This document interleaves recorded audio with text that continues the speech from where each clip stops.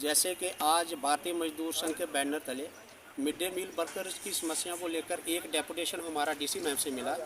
उनके साथ मिलके हमने इनकी जितनी भी समस्या थी उनके ऊपर चर्चा की। उसमें जो पहली समस्या इनकी इशू है वो है इनका जो इनको मानदंड मिलता है, जो इनको वेजेज मिलती है मंथली 1000 रुपया, वो बहुत कम है।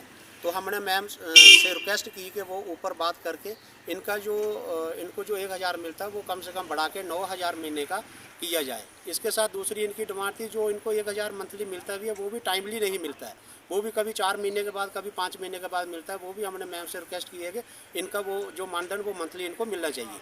तीसरी इनकी डिमांड जो है कि जो स्कूलों में जो खाना बनाती है उनमें जो लकड़ियाँ यूज होती हैं वो इनको लकड़ियों के पैसे जो वहाँ का इंचार्ज टीचर है वो नहीं देता है। तो 20-20 साल 25-25 सालों से जो बेचारी दिन को खाना बनाती है, फिर शाम को लकड़ियाँ लाने जंगल में जाती है और फिर दूसरे दिन का खाना बनता है, लेकिन जो पैसे वो टीचर वहाँ का निकाल के खा जाता है और इनको एक पैसा भी नहीं देता है। वो भी हमने मैम से रिक्वेस्ट की है कि इसकी प्रॉपर इंक्वायरी हो और जिन जिन टीचरों ने इनके साथ जो बुरा बर्ताव किया उनके खिलाफ सख्त कार्रवाई होनी चाहिए। और लास्ट में इनकी डिमांड जो कि पार्लियामेंट की इलेक्शन थी उसमें भी इन्होंने खाना बनाया और 3 दिन वहाँ पर ड्यूटी की इलेक्शन के टाइम। इनको इलेक्शन के टाइम एक भी पैसा नहीं मिला। उसके बाद हम सीओ साहब से मिले, सीओ साहब से मिलके हमने उनसे कहा कि सर इनके जो इन्होंने जो इलेक्शन ड्यूटी की इनका कोई पैसा नहीं मिला। उन्होंने कहा था कि आप आइंदा दोबारा जब तक पिछला पैसा नहीं मिलेगा आप ड्यूटी नहीं करना।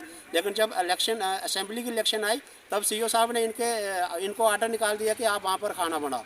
तो ना तो पार्लियामेंट इलेक्शन के इनको पैसा मिला और ना असेंबली इलेक्शन का आज तक इनको पैसा मिला। वो भी हमने मैडम से रिक्वेस्ट की है कि वो भी इनका जो पैसा है वो दिया जाए।